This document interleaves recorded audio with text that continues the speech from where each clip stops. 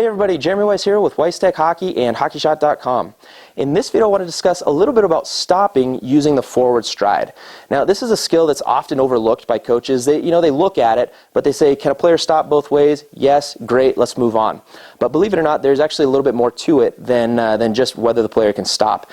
A, the player needs to be able to stop properly, but B, there's actually a number of different techniques of stopping, different types of stops that a player can and should be able to use in different situations. So what the coach's responsibility is to make sure the player can acquire the skills first of all, but then the player understands when to use the different types of stops. And as this is being taught and developed, then by time, over time, the players will generally be able to, you'll start noticing it where a player's using a different stop in a different scenario, based on what's happening in the play. So what I want to do in this video is show you the few different types of stops, and then I also want to show you some of the progression stops, some of the stuff that you'll use to work up to the various types of stops. I believe that the player should be able to do all of them, and then, even if some of them are more common and less common in games, it's important, from a balance and a development standpoint to be able to do all the different types of stops. So in this video, we're going to be talking about 4 types of stops. The 2 main ones are going to be your 2-foot inside-outside edge stop.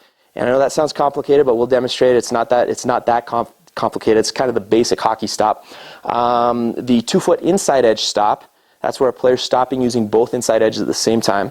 And then you've got your inside edge stop and your outside edge stop. And like I said, those are more, I would say probably more developmental. You'll still find yourself being able to use them in games, but not as often as the first 2. But definitely, I think from a balance and a development standpoint, a player should be able to do all 4 of those types of stops. All right, let's go ahead and get started. I'm going to be demonstrating these on HockeyShot's synthetic ice panels, and this is a fantastic product. I'll put a link in the description of this video, so if you want to get more information on that, then you can go ahead and check that out. But the first stop is the 2-foot inside-outside edge stop. Now, I know, like I said, it sounds complicated, but this is usually the first stop that players learn, and it's your general hockey stop. So basically what you're going to do, as you're coming in, you're going to be leaning, and you're going to have, basically your feet are going to be like this. So I'm going to try not to, this is tough to do without being in motion, but basically your feet are tipped like this, right? So your back foot is on its outside edge, your front foot's on its inside edge. And both of those edges are digging in. Now, a common mistake you see, especially with the youngsters, is they keep their feet close together. So the closer the feet, the more snow that flies, and they think that's awesome. So that's one of those things that, they love to spray snow. So they're coming in, stopping with their feet close together, and that's not going to be stable in terms of a game situation. If you get bumped, or if you have to change directions or whatever, that's not going to be a stable position. So what we want to do, and I'm going to turn to the side to demonstrate this, and then when we actually demonstrate, I'll try to get a few different angles so you can see what it looks like. But the skate that's going to be on its outside edge is actually going to come forward. So you're going to open your legs like scissors. Okay? So the skate that's on its outside edge is going to be coming forward. So the main keys are, obviously, with any stop or with anything to do with hockey, you got to get your knees bent. Your feet are going to open like scissors. So the skate that's on its outside edge is going to be coming forward. And then on this stop, both edges are digging in. Okay? So I'm going to try to show you what this looks like in action. Okay, we'll do it one more time.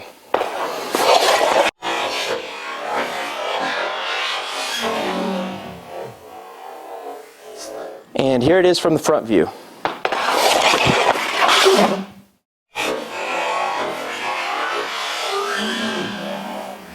Okay? Now, as you're stopping in a game or on ice, you're going to notice sometimes you get a little bit of a chatter.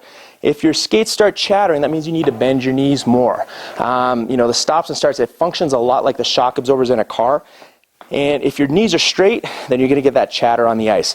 So get low, bend your knees, legs open front to back like scissors, and then the skate that's on its outside edge is coming forward. Also with stops, I like to say 2 hands on the stick on the ice, and that's just so that if and when the puck comes to you, then you'll be able to make a play with it. The 2-foot inside-outside edge stop is what you're going to be using when you need to stop quickly and or change directions quickly. So it's low, it's quick, it's stable, and you'll be able to change directions quickly with this stop. So if you need to go the other direction, it'll look something like this.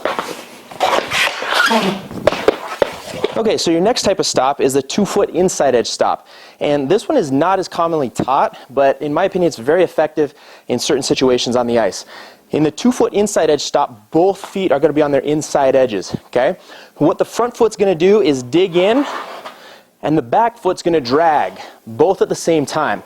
So what that does is, as you're coming in, your front foot's digging in, back foot's dragging, and like I said, it puts you on both inside edges at the same time.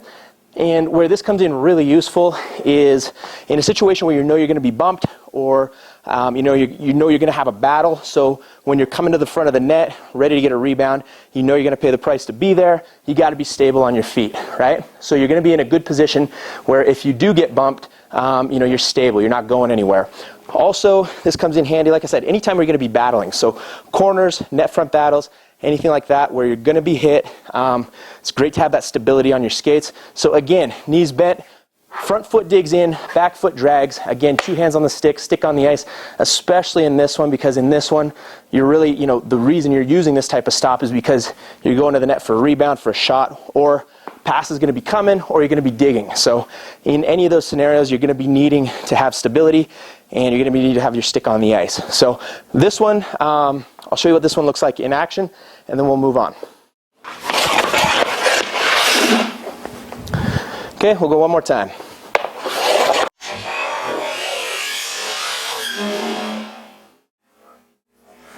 And once again, 2-foot inside edge stop from the front view.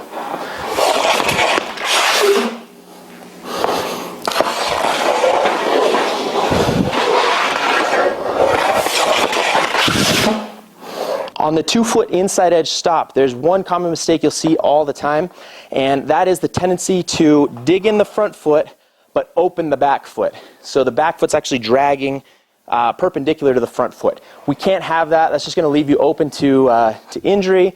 It's not going to stop you as fast, and you're not going to be as stable on your feet. So if you're a coach or a player, be watching for that and make sure that your players are keeping their feet parallel to each other. Front foot digs in, back foot drags, both toes are pointing the same direction.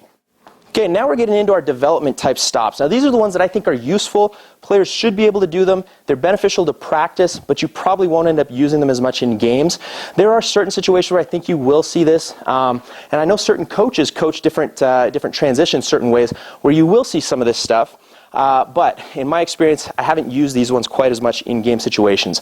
First one I'm talking about is the 1-foot inside edge stop, and basically that's kind of self-explanatory. You're coming in, one foot's on the ice, the other foot's actually picking up. So you're digging in the one inside edge, the other foot's up in the air. Now, where I've seen this used in a game situation, like I said, mostly this is to develop that balance and that edge control, but where I have seen this in a game is instead of a crossover start going the other way, it's just more of a T-push going the other way, okay? So the player can come in, dig in with the 1 foot, and he's already got himself going the other way. So I've seen it used as a transitional type stop, and like I said, I think that can be effective if a player's good at it. In my personal opinion, I prefer the 2-foot inside-outside edge stop, where it's digging both feet in. I think it's faster, and then just use a standard crossover start. But I have heard arguments where coaches have said that this way is faster. So either way, like I said, I think it's important to be able to do it, and this is what it'll look like in action.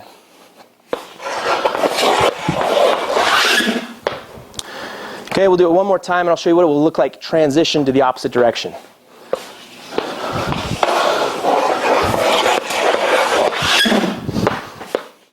And again, let's take a look at it from the front view.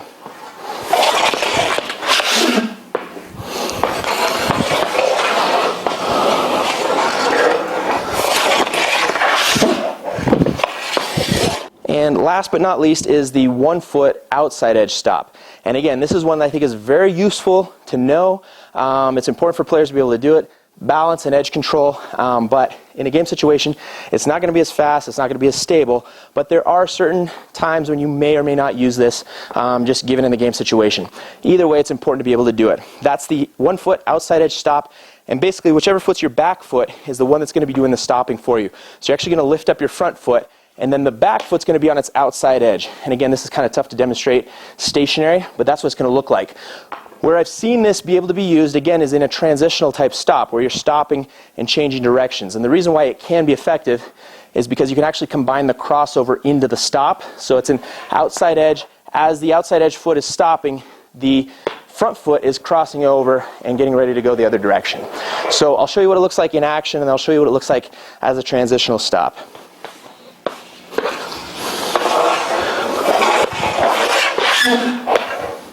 Okay, so that's the basic stop, outside edge stop. Now, here's what it'll look like going the other direction.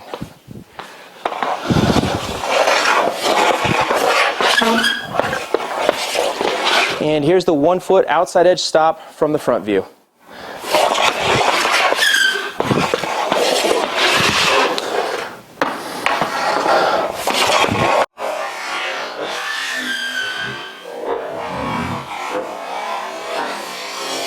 So those are the 4 main types of stops that I believe every hockey player ought to be able to do. Remember, the first 2 are very common. You're going to be using those over and over in game situations. The second 2 aren't as useful in game situations, but I still believe they're very useful in terms of development. That's balance, edge control, stuff like that. You will still find yourself using them from time to time in games, but not nearly as often as the first 2.